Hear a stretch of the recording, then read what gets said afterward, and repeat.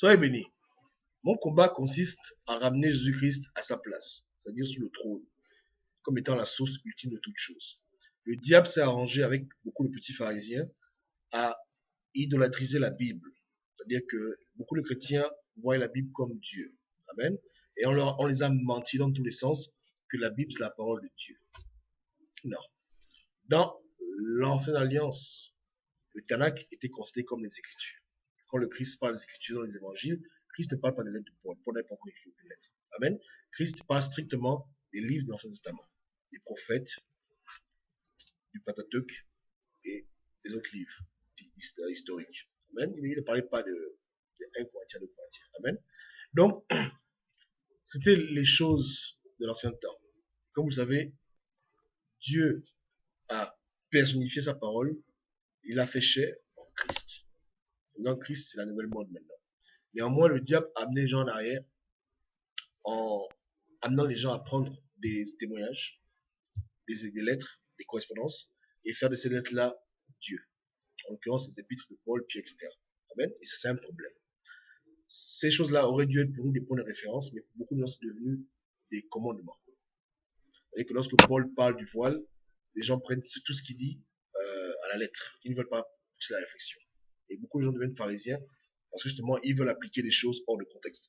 Mais bref, c'est pas le sujet de la vidéo. Le sujet du jour est vraiment très simple. Christ nous aime et Christ est pour la simplicité. Jésus n'est pas venu pour donner aux gens de nouvelles lois. La loi de Moïse était suffisante, Christ l'a accompli.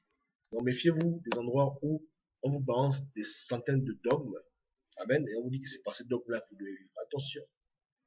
Je pense que l'évétique est largement suffisant. Amen. Et Dieu n'a pas envoyé Jésus-Christ faire un remix de la loi. Christ a accompli la loi. Basta. Maintenant, il est possible d'avoir des règles établies, mais il faut pas confondre le mot loi et règle. Une règle est établie dans des circonstances particulières. Une loi est au-dessus de la règle. La loi est quelque chose que on peut enforcer. Ça a un poids. La règle, c'est souvent des arrangements entre des individus pour des cas bien précis. Amen. Par exemple, la loi interdit à quiconque de voler, la loi a interdit à quiconque de tuer, etc., etc. Mais dans ta maison, tu peux décider de fermer tes portes à partir de minuit. Ça, c'est ta règle. Amen. Et les gens confondent le mot règle et le mot loi. Et ça crée des problèmes. Dans le Nouveau Testament, que les chrétiens appellent le Nouveau Testament, il n'y a aucune loi. Aucune. Du moins, aucune loi physique. La seule loi, du moins les seules lois qui ont été établies par Christ, ou du moins résumées par Jésus, c'est la loi qui consiste à aimer Dieu, à aimer son prochain. C'est tout. Le reste, ce sont des règles. Amen. Et les règles doivent être comprises dans les circonstances dans lesquelles elles ont été données. Sinon, c'est la catastrophe. Amen.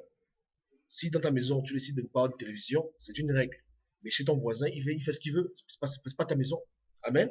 Donc, si dans ton église, tu dis aux femmes de se taire, c'est ton problème. Ne va pas faire la loi dans les églises des autres. Tu n'es pas Jésus. Amen. Donc, il n'y a pas de loi maintenant. Il y a des règles que les apôtres pouvaient faire et défaire, et que nous aussi aujourd'hui, par la grâce de Dieu, nous pouvons faire et défaire dans le milieu quand c'est nécessaire. C'est ça que beaucoup de pharisiens n'arrivent pas à comprendre. Et que Dieu les aide. Amen.